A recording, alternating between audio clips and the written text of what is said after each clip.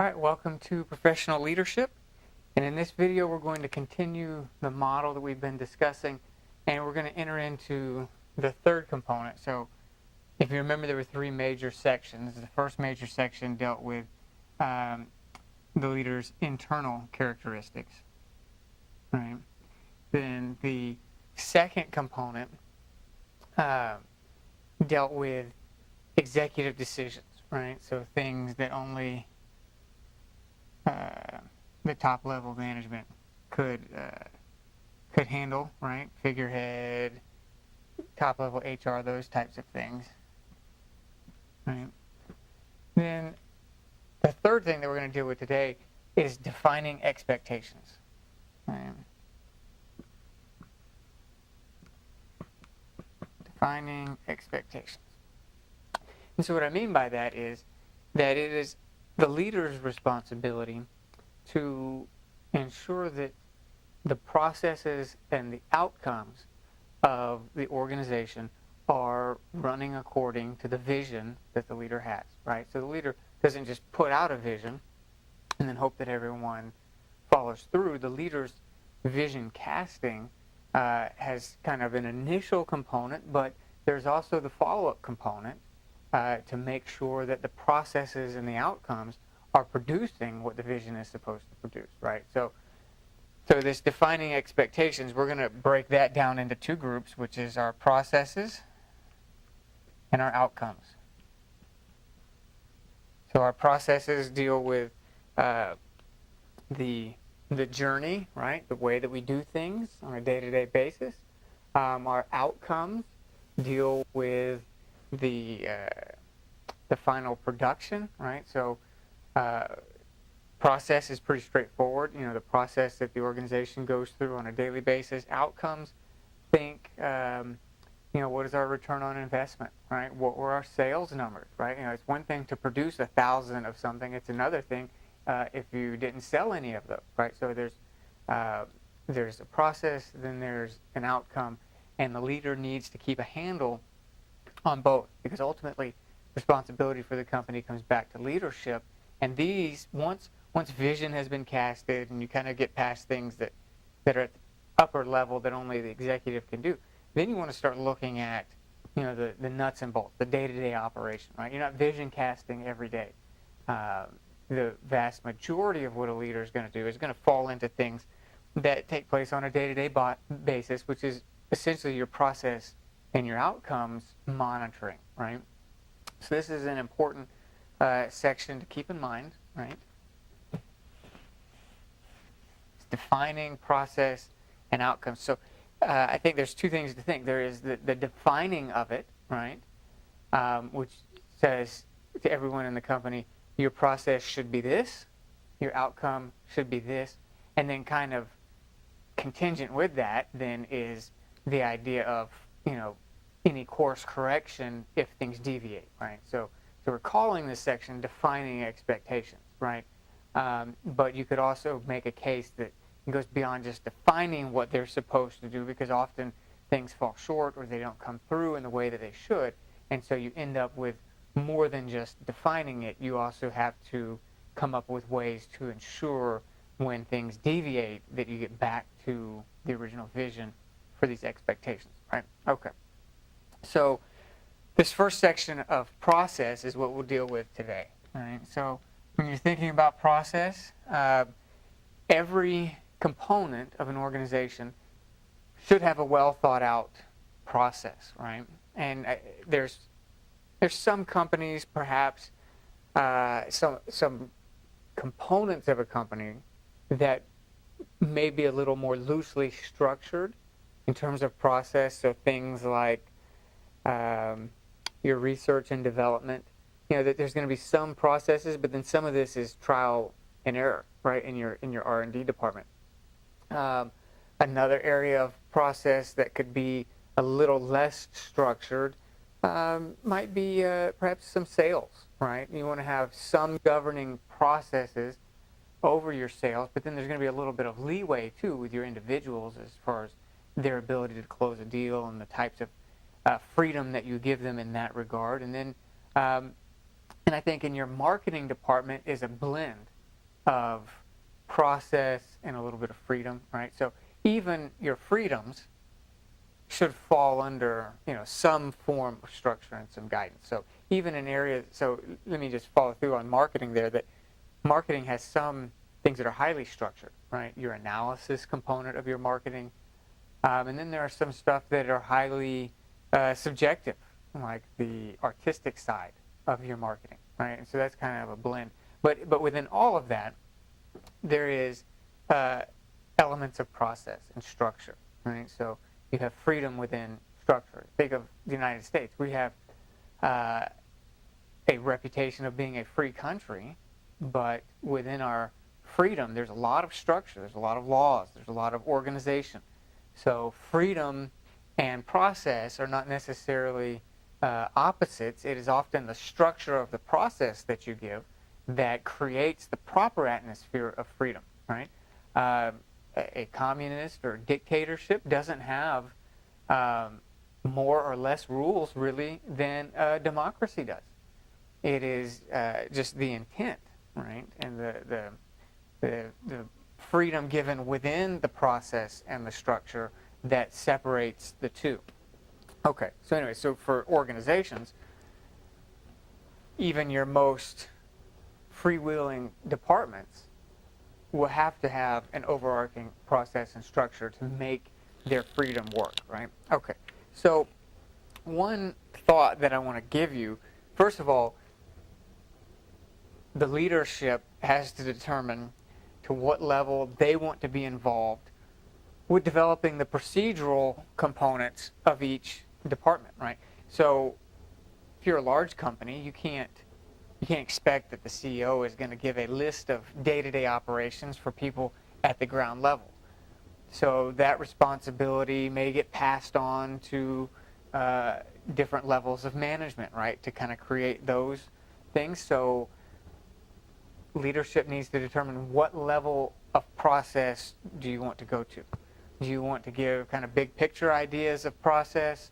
Do you want to hand off all of the process development to mid-level managers? Depending on the organization, there's going to be a different thought to that, right? So, but somebody has got to come up with procedural lists. You don't want the process in your organization to be random and happenstance, right? Because on a day-to-day basis, everybody's going to do something, right? And so to have better direction, efficiency, momentum, you want to have these processes clearly in place to the extent that you can to help your people be more streamlined in their function. Right, so there is the initial development of process, right? That somebody's got to say, this is what your job does on a daily basis. By and large, you need to accomplish this, right? And the way we're going to do it is this. Some groups need to be highly structured, right? In their development of process. One way to think about this is by analyzing the type of employee that will be utilized for that job. So let me give you an example. If you're working at a fast food place, right, and you hire an employee, there's a good chance that fast food employee, it may be their first job, right? For a lot of fast food employees, it is. It's an easy job to get as a first job. And so a lot of times in your fast food, the pay is a little lower. The standards for hiring are a little lower. And so it ends up being a attractive job for first-time employees, right? So through no fault of their own, they have no experience, right, in the workplace. They have very little experience, often at a job, responsibilities of varying kinds. Probably have no experience at all doing, fast food cooking, right? So in that kind of environment, because of the employee you've hired, your management style for process must be a little different, right? And so this kind of falls under a contingency model, right? Contingency means that based on your surroundings, you adapt a little bit, in your leadership style. And I think this, in terms of process and the detail required for a procedural outline, is in many ways contingent, right? So what that means is, first-time fast food employee, you may give them a different level of detail about how much you want done versus working in a law firm, right? And you bring in a partner as a lawyer. There's an expectation that this partner is going to have significant experience, significant education, significant ability to do their job without your help, right? And so the level of detail in the process you give a lawyer that you bring in versus someone who's working at fast food is different. This is an example of contingency in your process, right? Depending on the type of job, your process needs to be more or less detailed. So if you've got someone who's a fast food employee, you bring them in. Year one, you tell them, anybody that owns a McDonald's or a Burger King or any of these fast food places, when they hire these people in, they don't take any chances. They don't leave things to the employees' creativity or freedom, right? They tell them, you put the fry in this part of the machine, you hit this button, you wait this long, you take it out, you put it in this bin, and when you get ready to put it in, you put in this much salt, and and it's very highly structured, right? And they need that. That helps them in their early years of being an employee. When you don't leave things to chance, you just give them exact instructions on what to do. That same level of detail in the process can become frustrating to someone that has a higher level of experience, right? And so that is an example of how you look at the experience and the overall qualifications of the employee, the general employee that you're hiring for a particular piece to your company, and you may have a procedural level of detail that is contingent there, right? So same fast food company, they have a lawyer, maybe, right? So McDonald's, they've got all kinds of lawyers, right? So the level of detail that they give their lawyer is probably different than their first-time employee. And so that's an example of how, when you're developing as a leader, you're developing your procedural lists and the way you want things done, and you're adding detail to the vision, you're adding structure to the company. You may want to have this in mind. Who am I hiring? Where are they at on the scale from being completely autonomous to completely fresh off the high school scene and needing a high level of instruction, right? And so for every organization, you can put together a contingency model, and that will help you to think about what level of attention do I need to pay to the details. So even the lawyer, it's not like you give him free rein, but maybe you only give him 4 or 5 guidelines. Say, hey, listen, I need you to put together a brief, and the brief is going to cover our acquisition that we're about to do for this real estate purchase, and so I want you to look over our documents for the real estate. You give them 2 or 3 guidelines, right, and let them handle the rest. Whereas in the fast food, you give them 50 or 60 and not leave anything much to chance, right? Okay. So that's an example of developing the process, right? And then the other part of this that I want to look at is still along these lines of contingency, and it's some leadership principles to think about for kind of managing the process, if you will, right? So some things to think about to make your leaders successful, whether it's you as the leader or people underneath you that you're trying to empower. So a couple of things, because process is often fluid, right? That things happen, things don't always go the way that we want them to. So you have to have a leader that is capable of leading the process, right, in the midst of real life action, real life uncertainty, real life drama, and things that happen. People call out, people get sick, products break, expectations don't get met. Things happen. So you need to have leaders in place that are prepared for that. And so one of the first things I would talk about is their positional power. This is huge. Is there someone in your process that has the power to navigate it and make changes and improve it when necessary? So that's important. A lot of times people set a process and leave it, and nobody's to touch it, and then you create a system where in times of uncertainty, you've got leadership that doesn't feel like they can make the proper adjustments that they need. So you want to make sure that you've thought through for every process, what happens if it doesn't work right? Is there somebody in my chain of command that has direct access to this process, that has the authority to improve it, that has the authority to make changes if necessary, has the authority to navigate this process a little bit through real life uncertainty, right? So positional power. Who has the power, and do they know it? And do the people underneath them know that they have the power, right? So you need to be very clear in your processes about where does authority lie.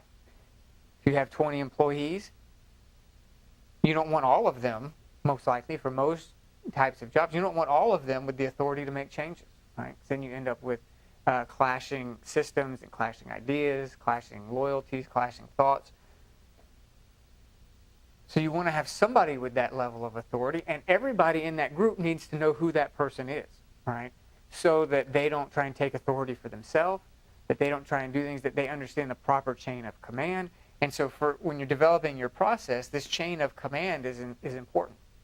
You know, that as the chief executive, obviously you have the key authority, but there are varying degrees of authority, and you don't want to leave that to happenstance. You want to be very clear and have everyone else be very clear about how you view the authority structure so that process is maintained, right? The next one is you need to be very clear on the tasks that are needed, all right? So whenever you're creating a leadership structure, you're creating a process structure, the needed tasks are something that your leadership needs to be aware of, right?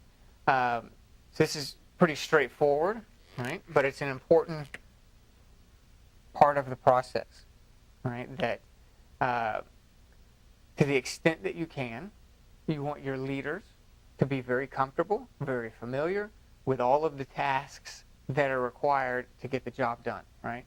And so once you've got certain people with authority, then you want to be, you want to see them become familiar with this particular job. So you may hire somebody that has a lot of experience in the workplace, but maybe it was in a slightly different company, slightly different field.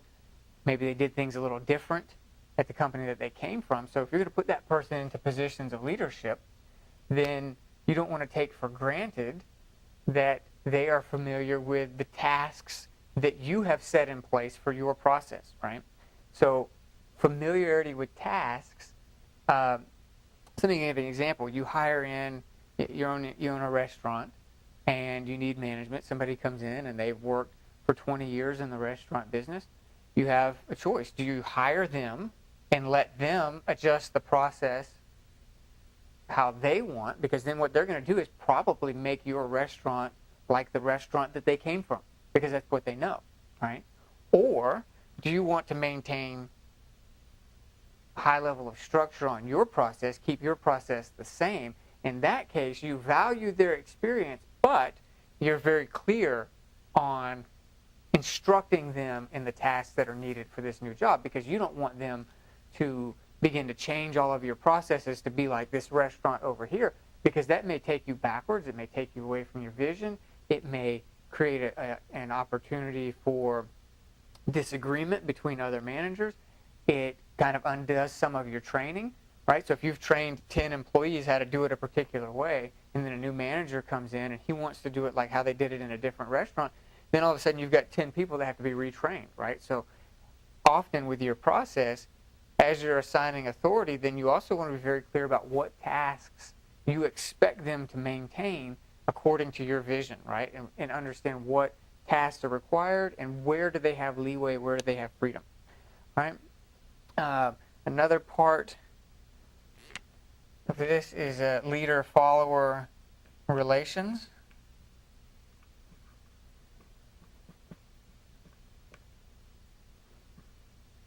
And so this basically just deals with relationship.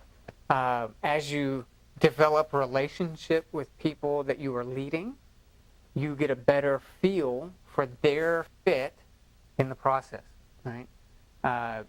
You can't always take your initial assignments, right? So you have 10 people. They're going to have some initial jobs. Maybe they don't always fit with what they're doing, right? And so a big part of leadership is getting the right person in the right spot. It's not necessarily changing the process.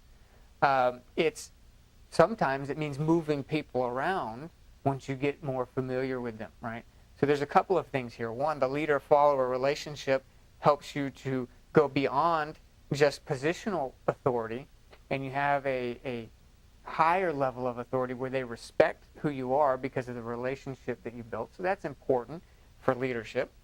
But then also with a professional relationship that you've developed at the workplace with the people that you're leading, you begin to know them better, and you can help them maximize their effort and their work by helping them better fit the process, right? So in terms of developing process, leader-follower relationships are huge because where somebody starts is very rarely the best place that they could be in an organization. Sometimes it is. Maybe they've been to school for 10 years for a particular thing and they really know it. They've got a lot of experience.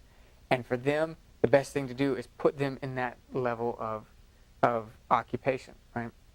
But then there's some places where maybe it's an entrepreneurial startup and you've hired 4 or 5 people.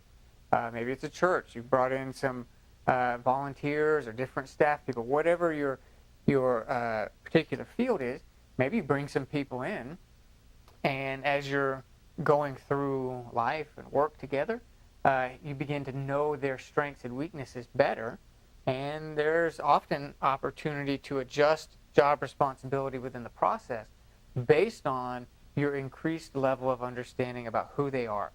All right, and then the other thing about process is external factors. There are often external factors that require change to process, right? And so if you have all of this clear, that everybody knows what they're supposed to be doing, you know who has the authority, they know their people well, right? So everybody knows who's in charge, everybody's very clear on the current tasks, everybody's very clear about their strengths and weaknesses because they have solid relation. Then when external factors arise, it makes it much easier for the leader to make adjustments because everybody knows that they have the authority to do it, right? Everybody knows their jobs really well, so if anything's needed to be changed, it's very clear. When everybody knows the tasks that are going on and it's not a mystery to the leader what this follower over here is doing, right? That's why knowing the tasks is so important, because if you're leading 10 different people, you don't want to know just your task as a leader. You want to know their tasks as well so that you can plug in new employees, that you can analyze the situation. If you don't really know what some of the people underneath you do on a day-to-day basis, then you have a hard time leading procedurally when external factors begin to change things, because you don't know fully what they're doing and you don't know what changes to make to adjust, right? So you need all of this. You need to have the authority to make changes. You need to be aware of the day-to-day operations and what your followers do on a day-to-day basis. And you need to have the relationship so that not only do they trust you to make changes, that you are familiar enough with them to have a better feel for who can take what new job and who can take what new process, so that when external factors arise, that may necessitate a change of process, you can do it smoothly. You've got the authority, you've got the day-to-day competency and understanding of what's going on, and you've got the relational side down so that as external factors arise, you're able to navigate that. And that's really a contingency model of process that that even the best process could potentially need change, right? So it's good, I believe, for your process side to have that mindset of contingency, right? Even the most highly structured factory lines, right, may need to make changes from time to time, right? Particularly if external factors change the type of product, right? So then all of a sudden now you've got a new, slightly different way that you're making your product because you have to adjust with the market. So you need this type of stuff in place so that your leaders can make changes fluidly and still maintain effectiveness, okay?